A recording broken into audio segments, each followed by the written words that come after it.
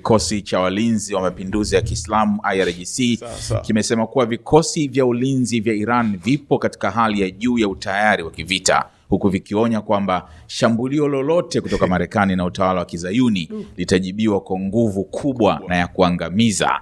IRGC imetoa taarifa hii Ijumaa hii katika kuadhimisha siku ya jeshi la Iran, ikisisitiza nafasi ya jeshi katika kulinda taifa wakati wa vita vya hivi karibuni vilivyoanzishwa na Marekani na Israel. Imeeleza kuwa kushindwa kwa maadui kutekeleza mipango yao ya mashambulizi, ikiwemo operesheni za ardhini na baharini, pamoja na njama za kuteka visiwa vya Iran katika Ghuba ya Uajemi, kulitokana na utayari mkubwa wa kijeshi wa Iran na ushirikiano wa karibu kati ya vikosi vya IRGC na jeshi la kawaida. Taarifa hiyo iliongeza kuwa ushirikiano huo unatuma ujumbe wazi kuwa hatua yoyote ya kijinga wanasema aircut kutoka kwa adui itakabiliwa na mashambulizi makali yakisababisha fedheha na kushindwa kimkakati. So hii imeandikwa kwa perspective ya Kiiran, unaona. Pia ilitaja mafanikio ya Iran katika kuimarisha ulinzi wa anga, kuzuia makombora na ndege za kivita za Marekani na Israel, pamoja na kufanya mashambulizi ya ndege zisizo ama drone katika maeneo mbalimbali ya kanda. Aidha, IRGC ilisisitiza kuwa jeshi la Iran na IRGC chini ya uongozi wa kiongozi wa mapinduzi ya Kiislamu Ayatollah Sayyid Mojtaba Khamenei vipo kimya lakini vikiwa tayari kikamilifu vitani na vina uwezo wa kujibu kwa nguvu mashambulizi yoyote dhidi ya taifa hilo. Sasa kwa wale ambao wamekuwa wakisikia kuhusu IRGC na kusikia kuhusu jeshi la Iran, Hatam ile inaitwaje ile? Khatam, makao makuu ya IRGC, Khatam al-Anbiya. Okay. Na tofauti yake nini kwa kuelimisha tu IRGC na jeshi la kawaida? Na jeshi la kawaida. Yeah. Sasa IRGC hiyo ni namna linavyofahamika kimataifa kwamba jeshi la walinzi wa mapinduzi, lakini pale Iran wenyewe wana majina yao ambao wanaliita, yani kama sisi utakaposema labda jeshi letu linaitwa hivi ndani lama jeshi la wananchi, lakini nje likawa lina jina lake kimataifa. Sasa ni jeshi ambalo lilianzishwa mara baada ya mapinduzi, na lengo ambalo walikuwa wamelenga yule muasisi Ruhollah Khomeini, imam wa kwanza na imam Ruhollah Khomeini na supreme leader wa kwanza, kiongozi mkuu wa kwanza wa Iran.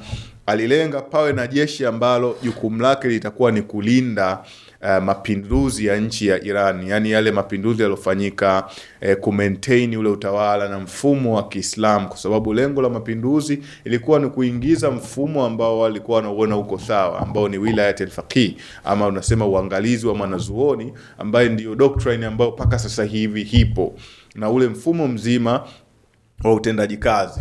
Na IRGC imegawanyika, ina migawanyo yake. Sasa uangalia utofauti wa IRGC na jeshi la kawaida ni kwamba jeshi la kawaida liliendelea kubaki, ambalo ndo lilikopo lipo tangu enzi ya Shah wa mwanzo, ambalo tunaliita kama Artesh, lakini lile limebaki siku zote hizi na limekuwepo, lakini IRGC lilianzishwa special wakiwa na uhakika kwamba hili ndio jeshi ambalo lina utiifu wa moja kwa moja na hata kimamlaka ni kama lina nguvu kuliko hili jeshi la kawaida, ambalo hili jeshi ndo lile ambalo tunasema linagawanyika, linafanya ile mosaic, tunasema mosaic doctrine, military mosaic defense doctrine, kwamba baada ya kuwa labda uongozi wa juu ule main command and control, ambao ndio maamrisho makuu yanatokea, kama ambavyo tunafahamu Marekani kijeshi yao operation zote zinaanzia CENTCOM. Sasa je, ile ikishambuliwa maamrisho yanatokea wapi? Majeshi mengi huwa yanadondoka pale ambapo Central Command and Control inapodondoka, yani pale ambapo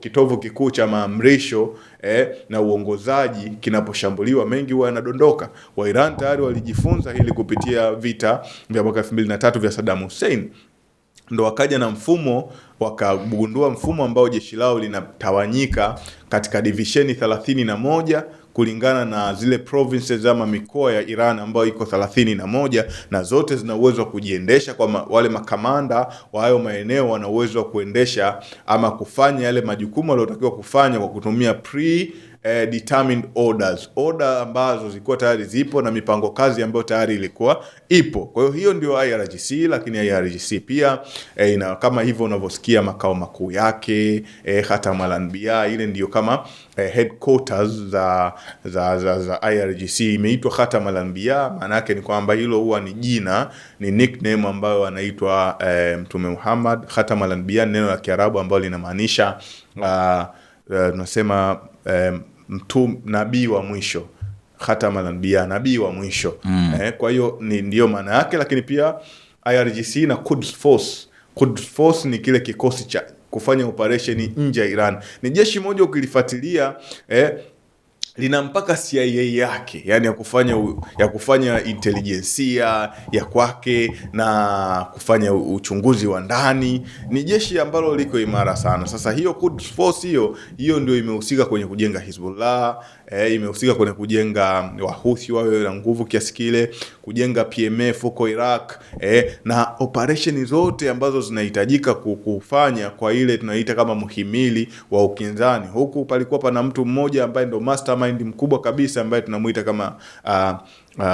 tunamuita kama Qasim Soleimani, ambaye alikuja kauawa baadaye na Ismail Qaani, yule ambaye watu wengi walikuwa wanamuita kama traitor, ndio kaja akachukua nafasi. Kwa hiyo niliulizwa kuhusu IRGC, na hiyo ndio jeshi hilo la IRGC kama unavyoona, jeshi ambalo kwa namna kubwa sasa hivi wapo kwenye emergency ama kwenye hatua ya dharura kama ambavyo wenyewe wamesema. Kwa hiyo wako makini sana na vitu vingi. Wao ndio kama sasa hivi jukumu la nchi kusurvive, jukumu la nchi itaishije, wao ndio ipo kwenye mikono yao. Huku siasa ndio ipo kwa hawa, kwa sababu Iran imegawanyisha kijeshi.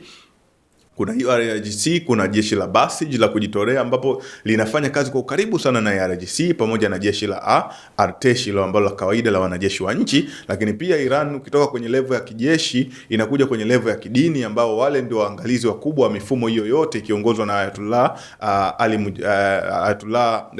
Mujtaba Khamenei. Lakini pia unakuja level sasa ya kiserikali, huku unakutana na hawa watu na serikali yao kina Mohamed Bagheri Karibafu ambaye ni speaker wa bunge.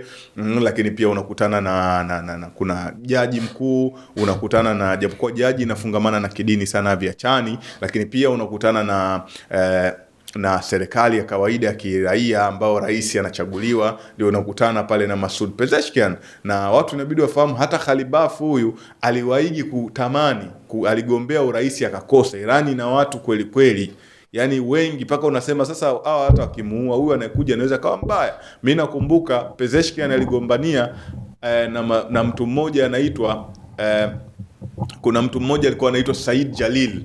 Huyu Said Jalil ni moja ya watu ambao yupo pale Iran, na wengine wengi ambao wote ni wasomi wakubwa. Na huyu Said Jalil ana historia ya kuwa ni radical. Kwanza ni wale watu ambao hata JCPOA walikuwa hawaitaki. Sasa unavoondoa hawa watu, ndio maana hata kuna muda wameona tusipunguze kuua, tunaweza tukaua sana, hawa wanaokuja ndio wanakuwa ni wabaya na hatari zaidi. Ndio maana Marekani wanafanyia kazi kile kitu ambacho pia nilikuwa nakisema mwanzo, kwamba pengine huyu Muiran, vita vya Saddam Hussein vilimfanya kawa na makombora haya tunayomwona nayo.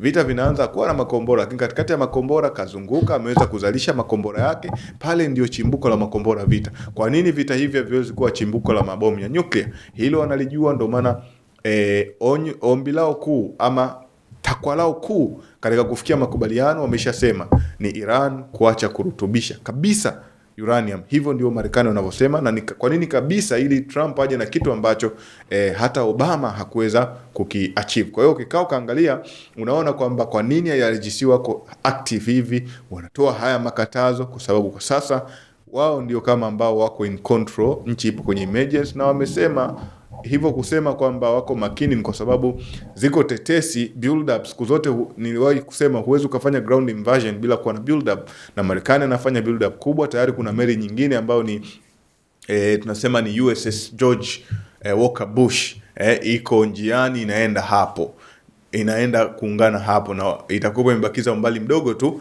ikizunguka huku kwetu wa Afrika. Siku kadhaa nyuma zilizopita ilikuwa iko Namibia, itaenda mpaka ifike kama ikihitaji kusimama kudok, inaweza ikasimama ikapita Tanzania na watu wataona ni dude kubwa kweli kweli. Lakini kama itakuwa haina mahitaji, inaweza ikaenda mbele ikafika hata Djibouti kule, ama ikakwepa kule kupita kwa Houthi, lakini inaenda huko. Na kama itafika huko, yote hii inafanya Marekani awe na nguvu kubwa. Ndio maana Warusi pia, kama alivyosema ndugu yetu pale, wameonya kwamba hii hata sio tu Houthi, hata sisi wengine tulikuwa tunajiongeza. Warusi sio tu Warusi, hata sisi wengine tulikuwa tunajiongeza. Unaona, wawe makini. Wanaweza wakafocus sana na mazungumzo, wanaweza wakafocus sana na kuona kwamba tunakubaliana, wakaloa their guard. Mwisho wa siku ile inatumika kama inakopo ni kama deception ama dhihaka kubwa kweli kweli, na wanakuwa wamekuwa caught off guard, wanashtukizwa, wanafanywa shambulizi la ghafla, na kwa sababu hawajipanga inakopo ni mwanzo wa kushindwa. I think wamejua hilo, ndio maana unaona hiyo mikwara ambayo imeweza kutolewa na kauli kali kama hizo ambazo IRGC wanazitoa. Sawa. Sasa kuna kauli nyingine tena hapa ambayo ni ya vibe hiyo hiyo.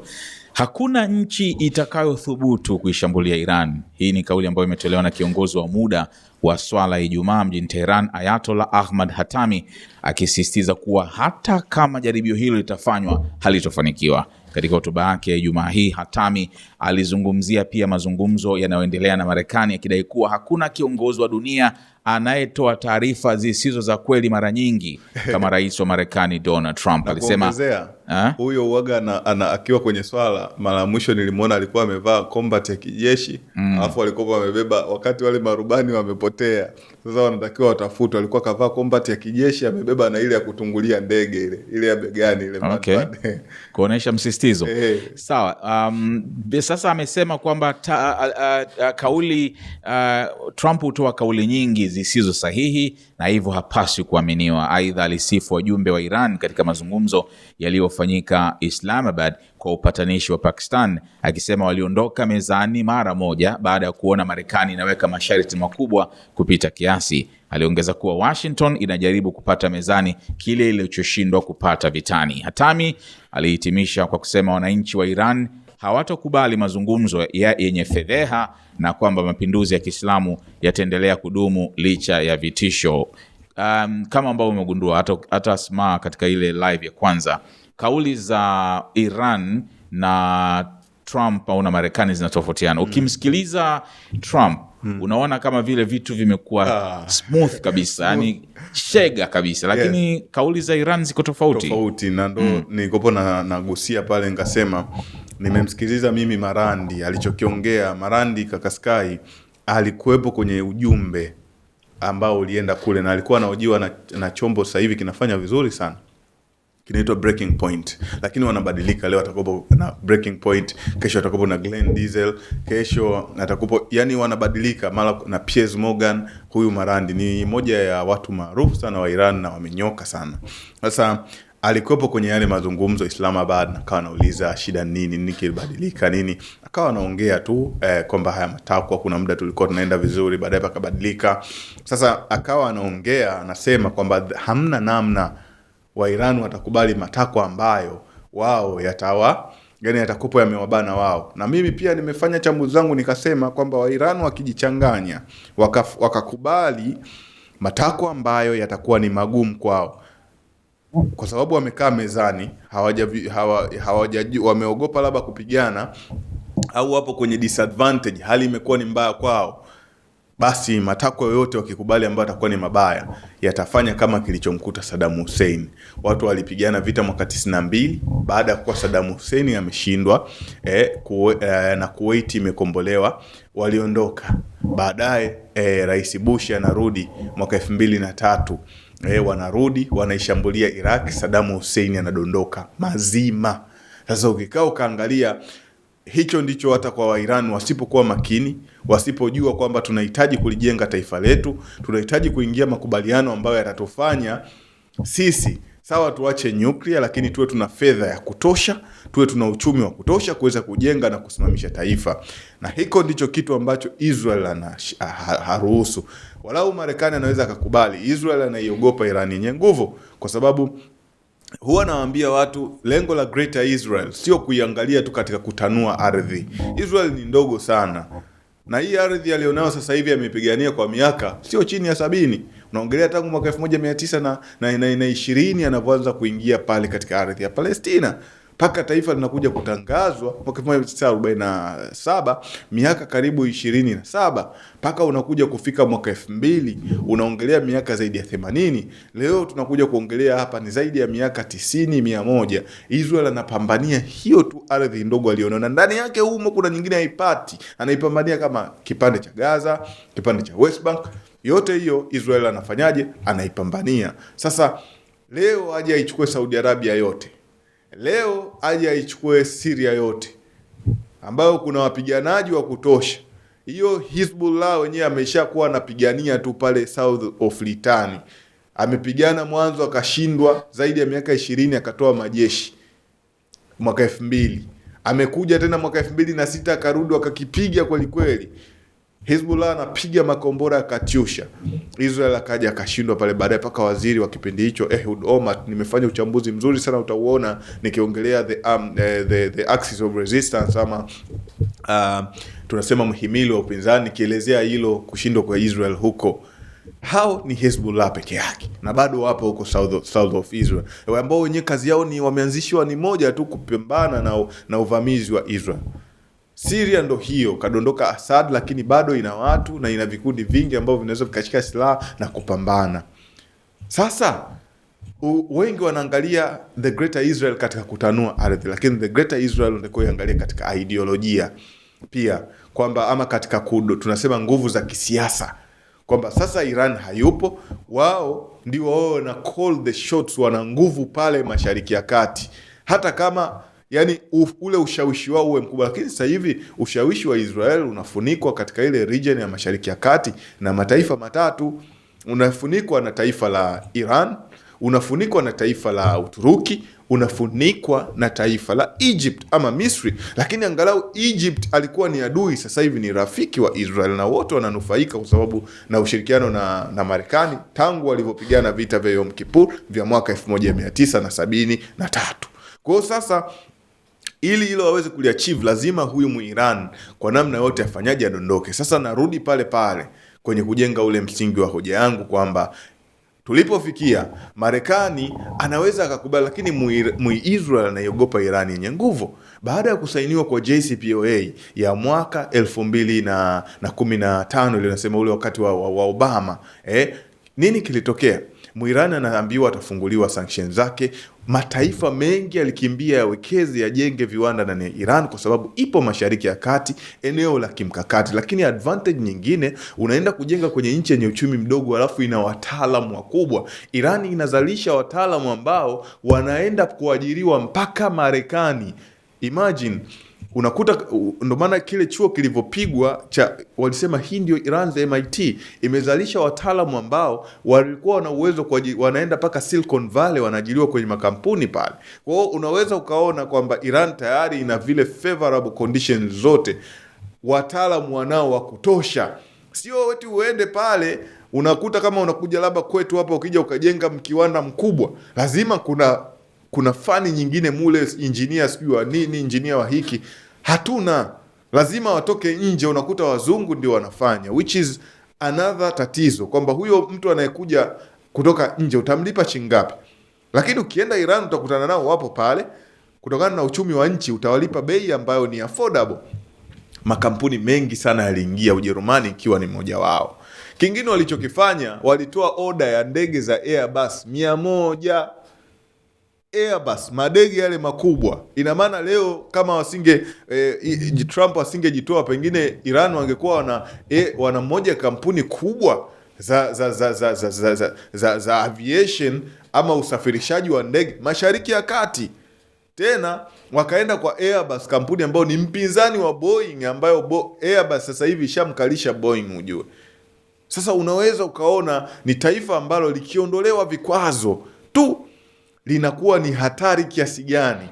Watu wanasema uongeze sauti bwana Masubi, siyo isogelee mic au I think labda ni isogelee mic. Punch. Yes, ile punch iweze kuwepo. Kwa hiyo sasa nchi ya Iran ukikaa ukaiangalia, unaiona ni nchi ambayo inaogopwa sana ikiwa haina vikwazo. Yani kama itaachwa vile vile, na anaiogopa ni Israel, kwamba isipokuwa na vikwazo itakuwa na nguvu na inaweza ikawa ni kitovu cha Mashariki ya Kati. Watu wote wakaongelea Iran, waache kuongelea labda Israel ikafutika. Lakini muda huo huo huyu tayari ni mtu ambaye Iran ana nguvu, ana uwezo wa kufund Hezbollah, ana uwezo wa kufund akafund Wahuthi, na hiyo wameisha sema hawawezi wakakataa. Ndo hapo sasa unakuja unaangalia hata hii ceasefire siku 10 ambayo imewekwa, ni kama Muiran amepewa pia na yeye yale matakwa yake aliyokuwa anayataka, na mimi kwangu naona ni kama sinema ya Kihindi, kwa sababu zikiisha siku 10 mmeshakubaliana vita viishe, mmesaini yale makubaliano, Muisrael anajulikana kwa kuvunja ceasefire, anaweza karudi tena akaanza kuishambulia Lebanon. Vipi sasa wewe Iran unaweza ukafunga tena? Unaweza ukaona ni kama Marekani wameplay part yao kuhakikisha hii ceasefire inafanyika kama takwa kubwa la Muirani ambao lilitaka, lakini mimi naona ni kama dhihaka nyingine tu ambao Netanyahu ameamua kuifanya kwa Iran pamoja na dunia nzima. Lakini kwa Iran wao wanachukulia ni kama ushindi, kwamba tulichokitaka kimefanyika, bila hivyo tusingekaa mezani na nyinyi. Okay, kwa wale ambao hawasikii sauti, hakikisha kwenye device yako umeipandisha, kwa sababu kwa wale waliotusikia kutoka mwanzo, okay, huyu anasema wanasikia sasa. Sawa. Lakini kama tulivyosema, punch ya sauti zetu haiwezi kufanana na zile ambazo tumerekodi, sababu hii ni live. Kwa hiyo sauti mara sometimes unakuaga kidogo labda 70% ya ile 100 ambayo umezoea kwenye video zetu ambazo tumezirekodi. Sasa Masubi, yes. Kuna povu jingine tena la Trump. Leo amekuwa excited sana akitoa mapovu pia vile vile. Sasa Donald Trump ameendeleza mashambulizi yake dhidi ya vyombo vya habari vya Marekani kutokana na kile anachokiona kuwa ni taarifa zenye ukosoaji kuhusu sera zake dhidi ya Iran. Fake news. The New York Times inayodorora, CNN habari za uongo na wengineo hawajui wafanya nini. Trump ameandika katika chapisho la mtandao wa kijamii, wanatafuta kwa udi na uvumba sababu ya kumkosoa Rais Donald J. Trump kuhusu swala la Iran, lakini hawaipati. Kwa nini wasiseme tu wakati unaofaa, kazi nzuri bwana raisi, na kuanza kurejesha uaminifu wao?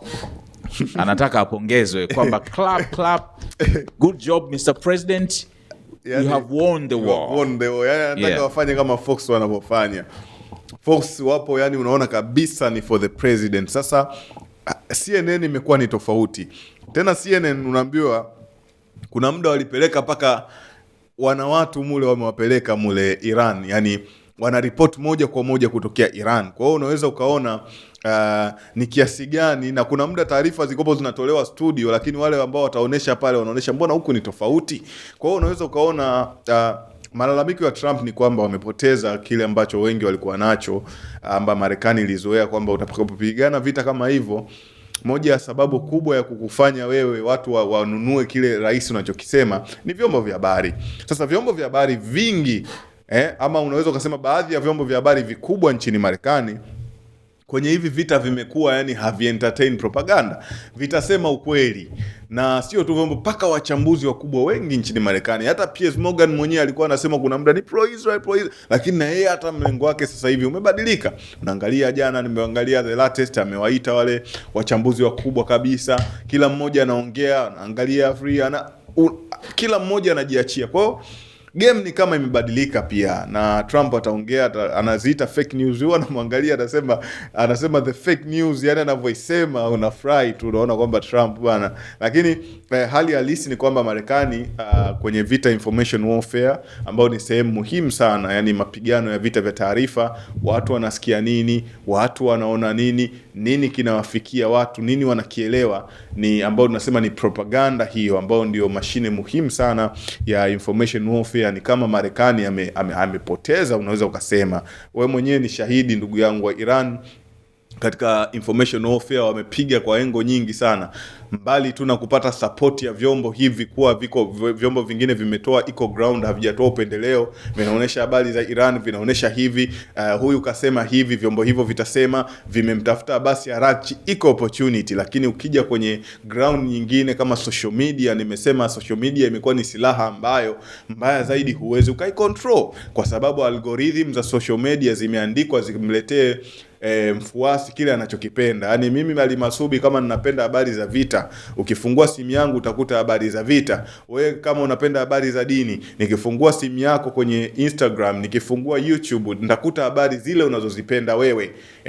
Algorithm inagundua unachokipenda. Sasa algorithm kama inagundua unapenda habari za vita au za Iran, itakuletea hivyo. Sasa kule wamejikuta mtandao kwa ajili ya engagement, namna ilivyotengenezwa ni watu wafanye vitu wanavyotaka, huwezi ukawa limit.